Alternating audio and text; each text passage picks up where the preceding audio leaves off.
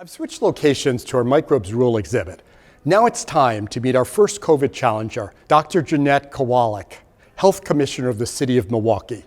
Last summer, Milwaukee became the first city in the nation to declare racism to be a public health crisis. Since then, some 80 U.S. cities and counties have followed Milwaukee's lead. Dr. Kowalik? Good evening, Commissioner. Hi, Paul. So you've described our response to COVID as a backlash against science and common sense. Can you elaborate on that? Absolutely. So as a local health officer, I'm responsible for the health of my city. So it's about 600,000 people.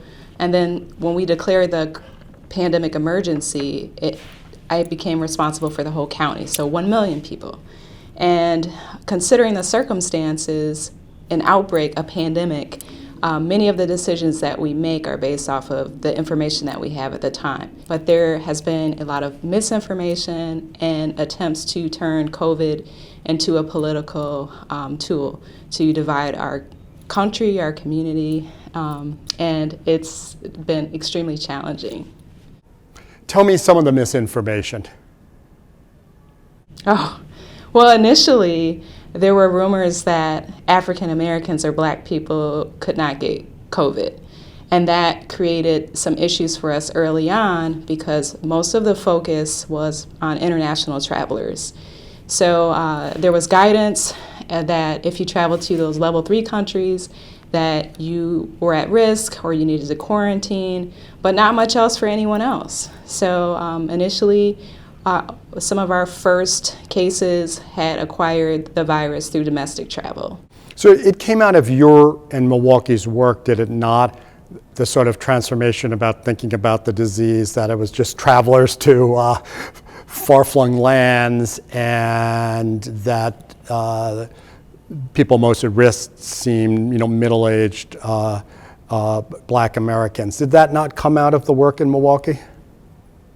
Yes, so we were doing daily briefings early on, like most other jurisdictions. And at one of our daily briefings, we discussed the issue that most of our cases, our first hotspot was in an African American part of Milwaukee, which is where I grew up, Sherman Park, by the way. And then others started to question what's going on in Milwaukee. Normally when you see an outbreak, the outbreak is associated with some type of event, such as a party, a wedding, a funeral, something along those lines. So there was an assumption that, hey, maybe this was related to something.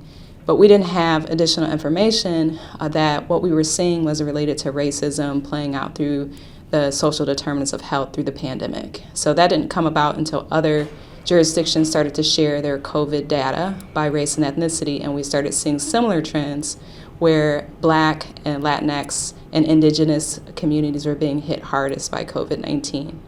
Is there any special advice, we deal with a lot of young people here, any special advice you'd give to, particularly young Black girls that might be thinking of going into the sciences? Oh, absolutely. We need more of you, so please consider careers in the sciences.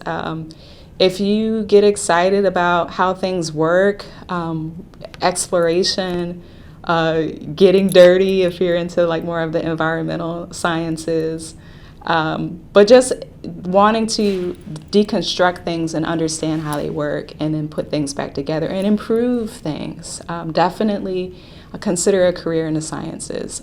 My father was an engineer, and I thought that I wanted to be an architect at one point in time, but I thought, oh yeah, but there's too much math. And there's these gender roles and biases that kind of play out in our lives, and it prevents us from kind of moving into things that may be a better fit for us. So eventually I found the sciences, even though I was someone that was told that I'm not good at math and I should consider other things. So push through.